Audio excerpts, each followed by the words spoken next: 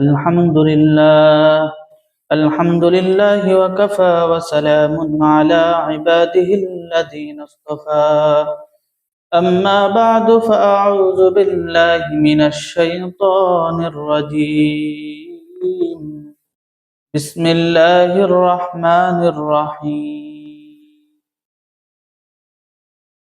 شهر رمضان الذي أنزل فيه القرآن هدى للناس وبينات من الهدى والفرقان وقال رسول الله صلى الله عليه وسلم صوموا لرؤيته وأفطروا لرؤيته أو كما قال عليه الصلاة والسلام صدق الله المولانا العظيم وصدق رسوله النبي الكريم ونحن على ذلك لمن الشاهدين والشاكرين والذاكرين والحمد لله رب العالمين اللهم صل على محمد وعلى آل محمد كما صليت على إبراهيم وعلى آل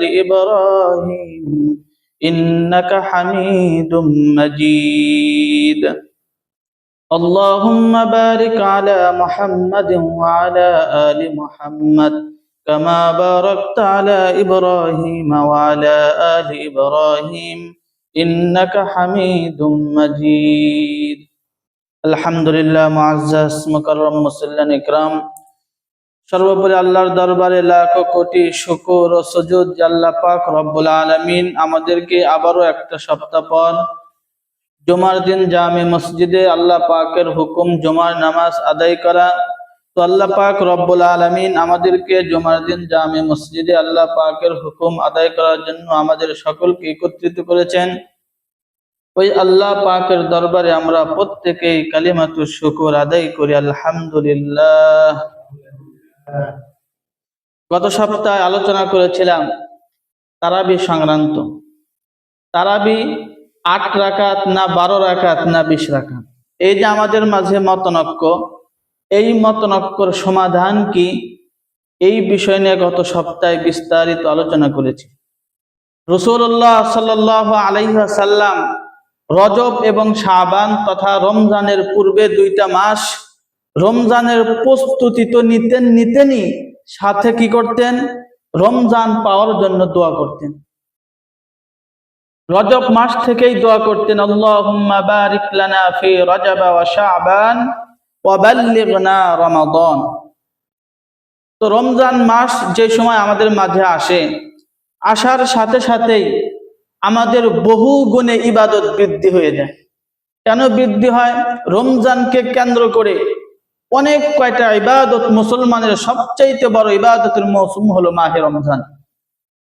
রমজান আসলে সাহারি, ইফতার, তারাবি, শবে কদর, এরপরে সদকাতুল ফিতর, ইতিকাফ, অর্থাৎ এক কথায় ইবাদতের কি নাই? অভাব নাই। এই কারণে মাহে রমজান মুসলমানের ইবাদতের সবচাইতে বড় মৌসুম। দুনিয়ার যে কোনো কাজ করতে হলে আগে থেকে আমাদেরকে প্রস্তুতি নিতে হয়। এই গত ২-৩ দিন যাবত মাগরিবের পর থেকে শুরু করে ফজর আজান হয়, এমনকি ফজর আজান শেষ হওয়ার পরেও নামাজরত অবস্থায় কানে গানের আওয়াজ আসতেছে। আপনাদের কানে আসে নাই? আসতেছে। তো দেখেন তারা যে গান বাদ্য এইগুলোর ভিতর যে তারা লিপ্ত। তো এই যে গানের কনসার্ট, তারপরে এই সমস্ত অশ্লীল কাজ করার জন্য তারা কি একটা প্রস্তুতি নেয় নাই? তাহলে তারা কিন্তু একটা কি করছে? প্রস্তুতি নিছে। বক্স ভাড়া করছে, স্টেজ করছে, প্যান্ডেল করছে, এরপরে টাকা দিয়ে যারা গায়ক গায়িকাদেরকে ক্রয় করে আনছে, এইভাবে কিন্তু তারা একটা প্রস্তুতি নিছে। তাহলে দেখেন দুনিয়ার গুনাহের কাজের জন্য কিন্তু তারা প্রস্তুতি নিছে। প্রস্তুতি নিয়ে গুনাহের কাজ শুরু করতেছে। তাহলে গুনাহের কাজের জন্য যদি তারা প্রস্তুতি নিতে পারে আগে থেকেই, তাহলে আমাদের ইবাদতের সবচাইতে বড় মৌসুম মাহে রমজান, সেই রমজানের প্রস্তুতিকে আমরা আগে থেকে নিতে পারি না? অবশ্যই প্রস্তুতি নিতে হবে। আজকে যদি এখানে ইসলামী সংস্কৃতির অনুষ্ঠান হয়, তাহলে আগে থেকেই প্রস্তুতি নিতে হবে না? আগে থেকেই প্রস্তুতি নিতে হবে, সেখানে প্যান্ডেল করতে হবে, পোস্টার ছাপাতে হবে, স্টেজ করতে হবে, লোকজনকে দাওয়াত দিতে হবে। তো এর আগে থেকেই প্রস্তুতি। তো ঠিক তেমনই ভাবে আমাদের ইবাদতের সবচেয়ে বড় মৌসুম মাহে রমজান, সেই রমজান আসার পূর্বেও আমাদেরকে রমজানের পরিপূর্ণ প্রস্তুতি নিতে হবে। তো প্রস্তুতি কি?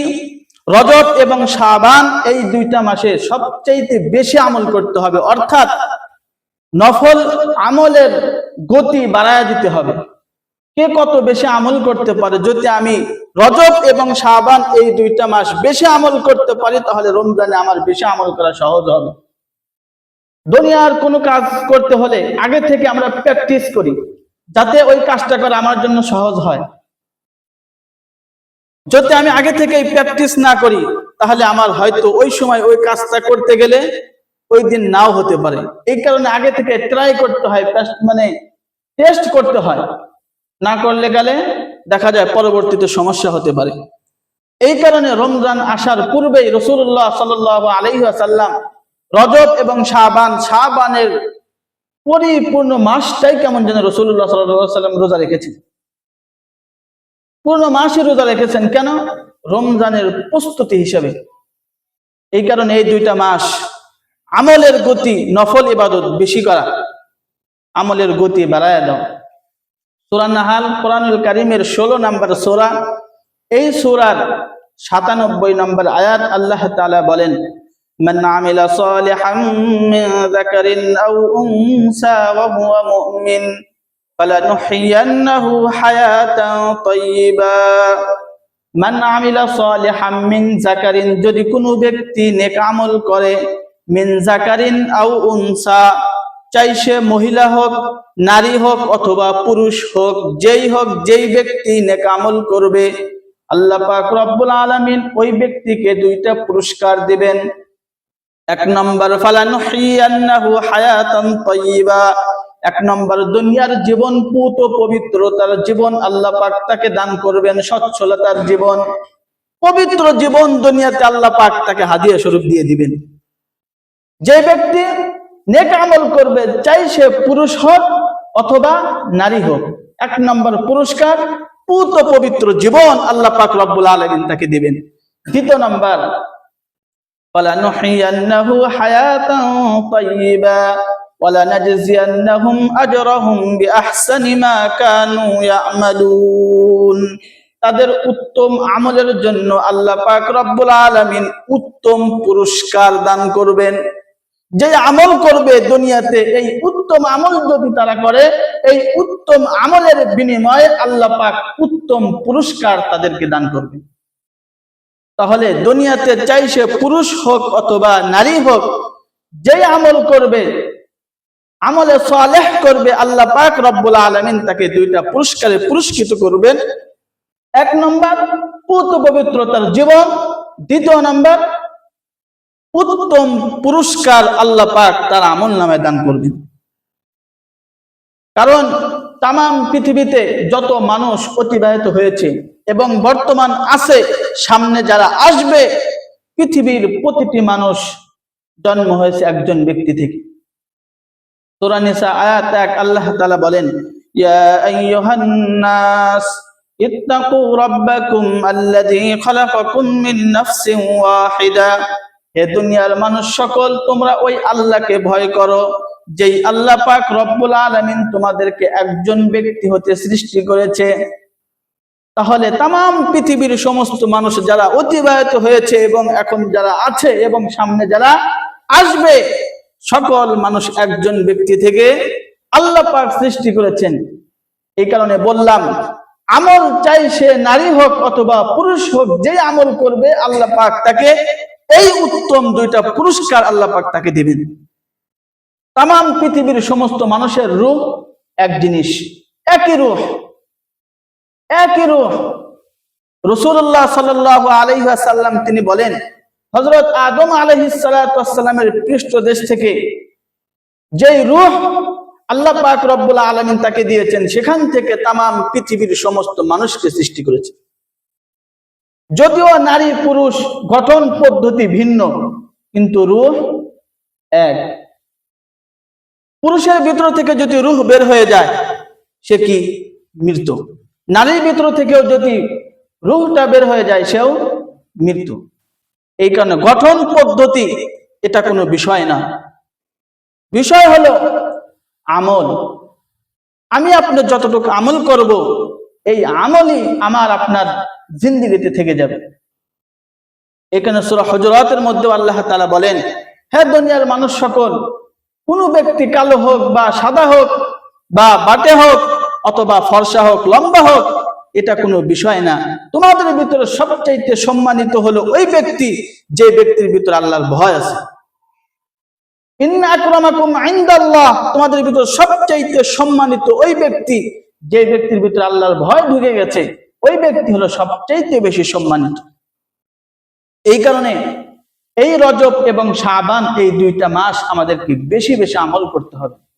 বুখারী শরীফের 1970 নম্বর হাদিস, এই হাদিসের বর্ণনাকারী হযরত আয়েশা রাদিয়াল্লাহু তাআলা আনহা, আন আয়েশা রাদিয়াল্লাহু তাআলা আনহা أنها قالت لم يكن النبي صلى الله عليه وسلم يصوم شهرا أكثر من شعبان فإنه كان يصوم شعبان كله। হযরত আয়েশা রাদিয়াল্লাহু তাআলা আনহা তিনি বলেন, রাসূলুল্লাহ সাল্লাল্লাহু আলাইহি ওয়াসাল্লাম যখন শাবান মাস আসতো, আসা মাত্রই শাবান মাসে রাসূলুল্লাহ সাল্লাল্লাহু আলাইহি ওয়াসাল্লাম এই পরিমাণ রোজা রাখতেন যে অন্য মাসে এই পরিমাণ রোজা রাখতেন না। এই পরিমাণ রোজা রাসূলুল্লাহ সাল্লাল্লাহু আলাইহি ওয়াসাল্লাম শাবান মাসে রাখতেন। এত রোজা রাখতেন কেমন যেন পুরো মাসটাই অল্প কিছুদিন বাদ দিয়ে। فإنه كان يصوم شعبان كله وكان يقول خذوا من العمل ما تطيقون فإن الله لا يمل حتى تملوا। রাসূলুল্লাহ সাল্লাল্লাহু আলাইহি ওয়াসাল্লাম বলেন, তোমরা তোমাদের যতটুকু সাধ্য আছে তোমরা অতটুকু আমল করো। অর্থাৎ এক পর্যায়ে তুমি আমল করতে করতে আল্লাহ পাকের ইবাদত করতে করতে এক পর্যায়ে তুমি নিজেই ক্লান্ত হয়ে যাবে, কিন্তু আল্লাহ পাক রব্বুল আলামিন সওয়াব দেওয়ার ক্ষেত্রে বিন্দু মাত্র ক্লান্তি হবে না। যত আমল তুমি করতে পারো, আমল করতে করতে এক পর্যায়ে তুমি নিজেই ক্লান্ত হবে, কিন্তু আল্লাহ পাক রব্বুল আলামিন সওয়াব দেওয়ার ক্ষেত্রে বিন্দু মাত্র ক্লান্তি বোধ করবেন না। সকলে আমরা আয়াতুল কুরসি জানি। এই আয়াতুল কুরসির ভিতরে শুরুতে কি আল্লাহ তাআলা তিনি হলো চিরঞ্জীব, যার কোনো ঘুম আসে না, তন্দ্রাও আসে না, কোনোদিন ক্লান্ত বোধ করে না। তাহলে আমরা যদি ইবাদত করি, ইবাদত করতে করতে আমরা নিজেরাই ক্লান্ত হব, কিন্তু আল্লাহ সওয়াব দেওয়ার ক্ষেত্রে বিন্দু মাত্র ক্লান্ত হবে না। এরপরে আয়েশা রাদিয়াল্লাহু তাআলা আনহা তিনি বলেন, وأحب الصلاة إلى النبي صلى الله عليه وسلم ما دُبِمَ عليه। রাসূলুল্লাহ সাল্লাল্লাহু আলাইহি ওয়াসাল্লামের কাছে সবচাইতে প্রিয় নামাজ হলো ওই নামাজ যেই নামাজ সর্বদাই পড়া হয় যদিও অল্প হয়। وكان إذا صلى صلاة داوم عليها।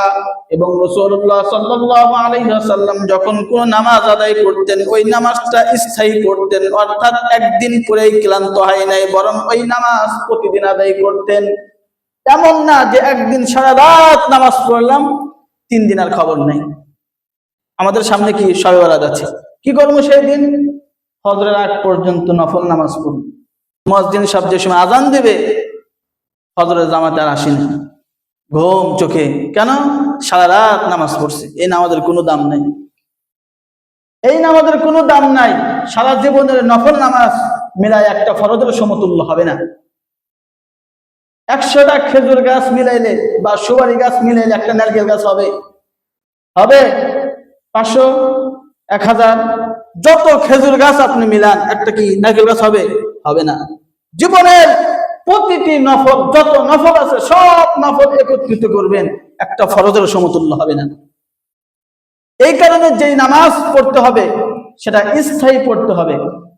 মুসলিম শরীফের 6212 নম্বর হাদিস, আবু সালমা রাদিয়াল্লাহু তাআলা আনহু সূত্রে বর্ণিত, তিনি বলেন, আন-নবী সাল্লাল্লাহু আলাইহি ওয়া সাল্লাম قال سألت عن عائشة رضي الله تعالى عنها عن صيام رسول الله صلى الله عليه وسلم। আবু সালমা রাদিয়াল্লাহু তাআলা আনহু সূত্রে বর্ণিত, তিনি বলেন, আমি হযরত আয়েশা রাদিয়াল্লাহু তাআলা আনহাকে রাসূলুল্লাহ সাল্লাল্লাহু আলাইহি ওয়াসাল্লামের রোজা সম্পর্কে প্রশ্ন করলাম। فقالت كان يصوم حتى نقول ويفطر حتى نقول قد افطر।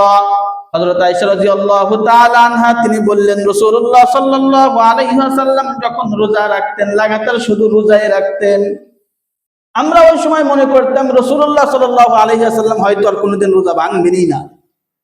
আবার যে সময় রোজা ভাঙতেন অর্থাৎ রোজা রাখা ছেড়ে দিতেন, লম্বা সময় রোজা রাখতেন। وكان يصوم شعبان كله وكان يصوم شعبان إلا قليلا। যখন শাবান মাস আসতো, শাবান মাস আসার সাথে সাথে রাসূলুল্লাহ সাল্লাল্লাহু আলাইহি ওয়াসাল্লাম পরিপূর্ণ শাবানকে রোজা রাখছেন রমজানের প্রস্তুতি স্বরূপ। এই কারণে শাবান চলতেছে, রজব চলে গিয়ে আমাদের মাঝে আজকে শাবান মাসের 3 তারিখ। এখানে শাবান মাসে বেশি বেশি রোজা রাখা, রোজা রাখে টেস্ট করা যে আমি রমজানের রোজা রাখতে পারবো কিনা, রমজানের রোজা আমার মাধ্যমে সম্ভব হবে কিনা। নাসাই শরীফের 2357 নম্বর হাদিস, উসামা ইবনে যায়েদ রাদিয়াল্লাহু তাআলা আনহু সূত্রে বর্ণিত, তিনি বলেন, আন উসামা ইবনে যায়েদিন ক্বালা কুলতু ইয়া রাসূলুল্লাহ লাম আরাকা তাসুমু শাহরাম মিনাশ শুহুরি মা তাসুমু শাবান। উসামা ইবনে যায়েদ রাদিয়াল্লাহু তাআলা আনহু তিনি একদিন রাসূলুল্লাহ সাল্লাল্লাহু আলাইহি ওয়াসাল্লামকে বললেন, ওগো পয়গম্বর, আমি আপনাকে শাবান মাসে যেই পরিমাণ রোজা রাখতে দেখেছি অন্য কোন মাসে এই পরিমাণ রোজা আমি রাখতে দেখি নাই। فقال رسول الله صلى الله عليه وسلم هذا شهر يغفل الناس عنه بين رجب ورمضان। রাসূলুল্লাহ সাল্লাল্লাহু আলাইহি ওয়াসাল্লাম বললেন, এই শাবান মাস অর্থাৎ রজব এবং রমজানের মধ্যবর্তী মাস শাবান মাস, এই শাবান মাস এত গুরুত্বপূর্ণ মাস যে এই মাস সম্পর্কে পৃথিবীর অধিকাংশ মানুষ উদাসীন, গাফেল। يغفل الناس عنه بين رجب ورمضان وهو شهر ترفع فيه الأعمال إلى رب العالمين। এই মাসটা এমন একটা মাস, এই মাসে প্রতিদিনের আমল প্রতিদিন আল্লাহর দরবারে উপস্থাপন করা হয়। বান্দার প্রতিটি আমল প্রতিদিন আল্লাহর দরবারে উপস্থাপন করা হয়। فقال النبي صلى الله عليه وسلم أحب أن يرفع عملي وأنا صائم।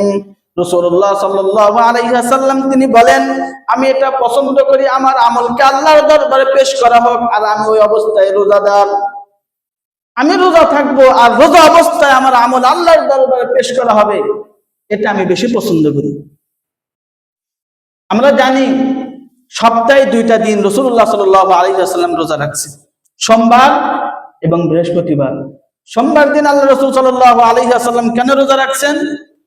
রাসূলুল্লাহ সাল্লাল্লাহু আলাইহি ওয়াসাল্লাম বলেন, আমি সোমবার দিন রোজা রাখছি এই কারণে যে সোমবার দিন আমার জন্মদিন। আমরা শুধু 12ই রবিউল আউয়াল আসলে আমাদের ভিতরে রাসূলের ইশক মাথা চারা দেয়।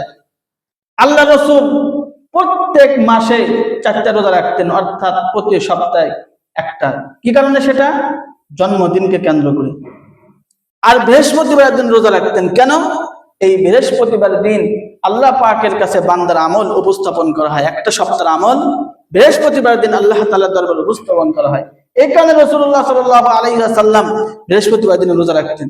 তাহলে সপ্তাহে 2টা দিন রোজা রাখতেন, সোমবার দিন রাখতেন জন্মদিনের কারণে, আর বৃহস্পতিবার দিন রোজা রাখতেন যেই বৃহস্পতিবার দিন বান্দার আমল আল্লাহর দরবারে উপস্থাপন করা হয়।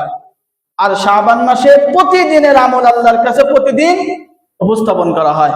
এই কারণে শাবান মাসে রাসূলুল্লাহ সাল্লাল্লাহু আলাইহি ওয়াসাল্লাম প্রায় পুরো মাসটাই রোজা রাখছেন।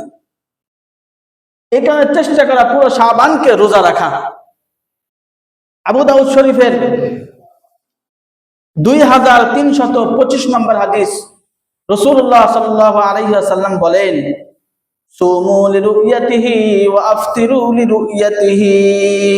তোমরা চাঁদ দেখে রোজা রাখো এবং চাঁদ দেখে ইফতার করো। তাহলে আজকে আমরা মোবাইল থাকার কারণে চাঁদ আমরা দেখতেই যাই না, উঠেই যেতেছে কেমন যেন চাঁদ দেখা। কোন দিয়ে মাস আসে আর কোন দিয়ে ঈদ চলে যায় কিছুই বুঝি না। অপেক্ষায় থাকি যে ইসলামিক ফাউন্ডেশন থেকে ঘোষণা করছে কিনা, তাদের ঘোষণা করছে কিনা, আমরা সেই অপেক্ষায় থাকি। অথচ রাসূলুল্লাহ সাল্লাল্লাহু আলাইহি ওয়াসাল্লাম বললেন, তোমরা চাঁদ দেখে রোজা রাখো এবং চাঁদ দেখে ঈদ করো। আমরা সেই চাঁদ আজকে দেখতে যাই না। যার কারণেই তো আজকে দেখা যায় এই চাঁদ না দেখার কারণেও অনেক ভাই আমাদের দেশে এমন আছে, অনেক এলাকা আছে এরকম একদিন আগে তারা ঈদ পালন করে। রাসূলুল্লাহ সাল্লাল্লাহু আলাইহি ওয়াসাল্লাম তিনি শাবান মাসকে ভালো করে গণনা করতেন। আবু দাউদ শরীফের 2325 নম্বর হাদিস, রাসূলুল্লাহ সাল্লাল্লাহু আলাইহি ওয়াসাল্লাম তিনি বলেন, কানা ইয়াতাহাফফাজু মিন শাবান মা লা ইয়াতাহাফফাজু মিন গায়রিহি সুম্মা ইয়াসুমু লিরু'য়াতিহি রমাদান। রাসূলুল্লাহ সাল্লাল্লাহু আলাইহি ওয়াসাল্লাম তিনি শাবান মাসের তারিখ এত সুন্দরভাবে হিফাজত করতেন, হিসাব করতেন যে অন্য মাসের তারিখ এত সুন্দর করে হিসাব করতেন না, হিসাব রাখতেন না। সুম্মা ইয়াসুমু লিরু'য়াতিহি রমাদান, এরপরে রাসূলুল্লাহ সাল্লাল্লাহু আলাইহি ওয়াসাল্লাম রমজান মাসের চাঁদ দেখতেন। ফাইন গুম্মিয়া আলাইহি আদ্দা 30 ইয়াওমান সুম্মা সামা, যদি 30 তারিখে 29 তারিখে আকাশ মেঘাচ্ছন্ন থাকে তাহলে রাসূলুল্লাহ সাল্লাল্লাহু আলাইহি ওয়াসাল্লাম শাবান মাসকে 30 দিন গণ্য করতেন। এরপরে রাসূলুল্লাহ সাল্লাল্লাহু আলাইহি ওয়াসাল্লাম রমজান মাসের রোজা রাখতেন। তাহলে যদি আমি শাবান মাসকে ভালো করে গণনা করি তাহলেই না রমজান মাসের প্রথম তারিখ আমার জন্য বের করা সহজ। 29 তারিখে যদি আকাশ মেঘাচ্ছন্ন থাকে তাহলে ওই সময় শাবান মাস আমাদেরকে 30 দিন গণ্য করে তারপরে আমাদেরকে রোজা শুরু করতে হবে। রাসূলুল্লাহ সাল্লাল্লাহু আলাইহি ওয়াসাল্লাম এবং সাহাবায়ে কেরাম তারা চাঁদ দেখার প্রতি অধিক গুরুত্ব দিয়েছেন। চাঁদ দেখার পরে কি করতে হবে? চাঁদ দেখার পরে আমাদের দোয়া পড়তে হবে।